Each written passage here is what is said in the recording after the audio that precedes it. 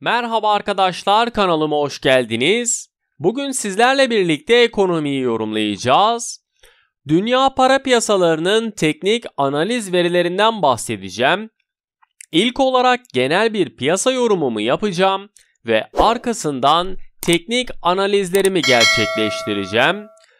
Arkadaşlar, kanalımızın büyümesi için abone olmayı, beğenmeyi ve aşağıya yorumlarınızı bırakmayı lütfen unutmayınız.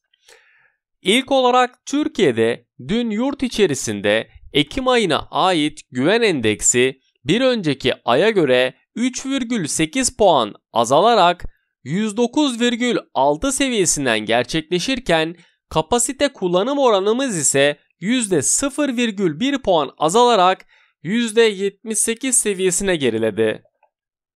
Sektörel güven endekslerini incelediğimizde ise Ekim ayında Eylül ayına göre hizmet sektöründe %2,1, parakende ticaret sektöründe %4,8 ve inşaat sektöründe de %1'lik artış kaydedildi. Hafta başında Büyükelçi kriziyle başlamışken Cumhurbaşkanı Recep Tayyip Erdoğan 10 ülkenin büyükelçilerini istenmeyen adam olarak söylemesi piyasalarda oynaklığı artırmış ve kurda yükseliş ve borsa açılışına düşüş olarak etkilerini yaşamıştık. Ancak daha sonra Türkiye ve diğer ülkelerden, özellikle Amerika Birleşik Devletleri'nden verilen mesajlar sonrasında gerginliğin yatışması ve kurdaki düşüşler kaydedilirken geçen hafta kapattığı 9,55 seviyesine kadar da geri çekildiğini hep birlikte gördük. Borsa İstanbul Yüz Endeksi satıcılı başladığı günde küresel borsalarında etkisiyle günü alıcılı bir seyirde tamamlarken 19 Mart'tan bu yana en yüksek seviyeye çıktığını da vurgulamak isterim. Borsa İstanbul Yüz Endeksi dünü %0,88 değer kazanımı ile 1492 seviyesinden tamamlarken toplam işlem hacmi ise 23,5 milyar Türk lirası olarak gerçekleşti. Sektör endeksleri arasında en fazla kazandıran sektör %2,80 ile spor endeksi olurken en çok kaybettiren sektör ise %1,47 ile finansal kiralama ve faktöring şirketleri oldu. Bugün yurt içerisinde veri akışı sakin. Borsa İstanbul Yüz Endeksinde 1501 kritik bu seviyenin aşılması halinde sert yükselişlerin yaşanabileceğini, 1501 seviyesinin altında da temkinli olunmasının, aşağıda ana destek bölgesi olarak 1466 seviyesi de ön plana çıkmayı sürdürüyor. Kurda hala her düşüşün alış fırsatı olması gerektiğini de vurgulamak isterim. Amerika Birleşik Devletleri tarafında ise dün Amerika Birleşik Devletleri'nde veri akışı sakindi. 3 Kasım FED toplantısı yaklaştıkça piyasalardaki gergin bekleyiş de artıyor. Amerika Birleşik Devletleri 10 yıllık tahvil faizleri dün yatay seyrederken bu sabah %1,64 seviyesinden işlem görüyor. Dolar endeksi ise çok kritik bir bölge olan 93,44 seviyesinden yükseliş gösterirken dolar endeksi ve Amerika Birleşik Devletleri 10 yıllıklarındaki görüşümü de koruyorum.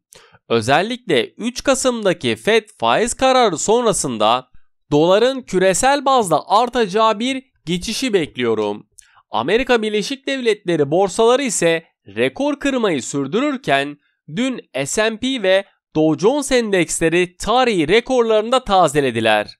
Amerika Birleşik Devletleri'nde şirket bilançolarının pozitif gelmesi endeksleri yukarı taşımayı da sürdürüyor.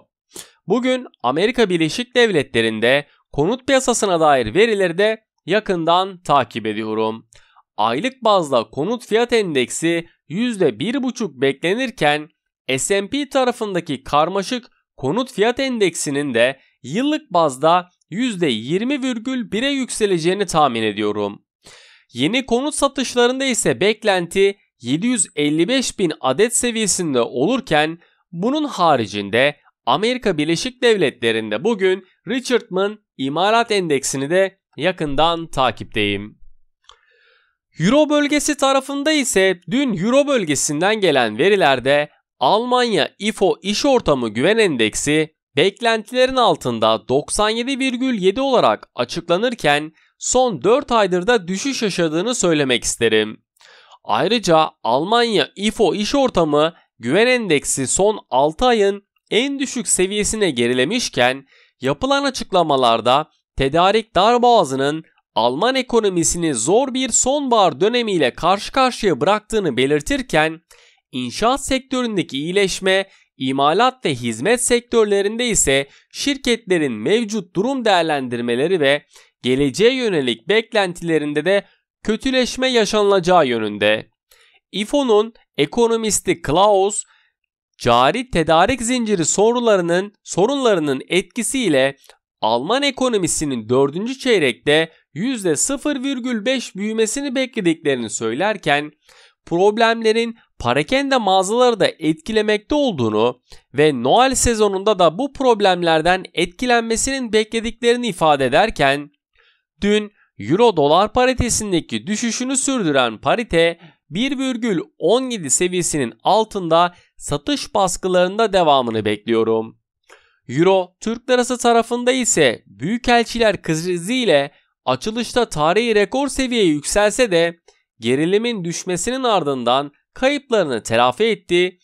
Kurdaki düşüşlerin alım fırsatı yaratmayı sürdürdüğünü de özellikle vurgulamak istiyorum.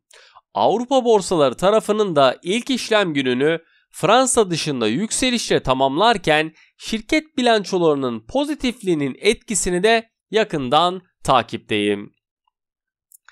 Şimdi dünya para piyasalarının teknik analiz verilerinden bahsedeceğim. İlk olarak dolar Türk lirasında büyükelçiler krizi sonrasında tansiyonun düşmesiyle birlikte dün 9,84 Türk lirası test edildikten sonra geri çekilme yaşandı ve 9,58 gibi cuma akşamı kapanışa yakın fiyatlamalara geri dönüldü. Bugün yurt içerisinde veri akışı sakin. Amerika Birleşik Devletleri'nde tüketici güven endeksi, Richardman Fed sanayi endeksi ve yeni konut satış fiyatlarında yakından takip ediyorum. Yaşanılacak gelişmeler çerçevesinde dolar Türk lirasına teknik olarak baktığımızda yukarı yönlü hareketlerini devam ettirmesini beklediğim kurda 9,75 ve 9,85 Türk lirası seviyelerini yakından takip ettiğim önemli direnç noktaları. Olası aşağı yönlü hareketlerin oluşması durumunda ise 9,45 ve 9,36 Türk lirası seviyelerini yakından takip ettiğim dikkat etmemiz gereken destek noktaları. Euro Türk lirası tarafında ise çaprazda Türk lirasının hafta başında yaşanılan büyükelçiler krizi ile 11,46 Türk lirasını test ettikten sonra yaşanılan geri çekilmelere ek olarak paritede de 1,16 seviyesi altına zayıflama sonrasında 11,13 Türk lirası seviyesine de geri çekildiğini gördük. Bugün her iki bölgeden de zayıf veri akışı gelse de Euro Türk lirasına teknik olarak baktığımızda yukarı yönlü seyrini devam ettirmesini beklediğim kurda 11,40 ve 11,5 Türk lirası seviyelerini yakından takip ettiğim önemli direnç noktaları.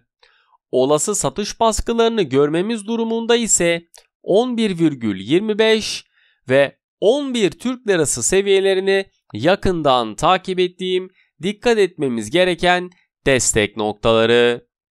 Beni dinlediğiniz için teşekkür ederim. Maybe you should take a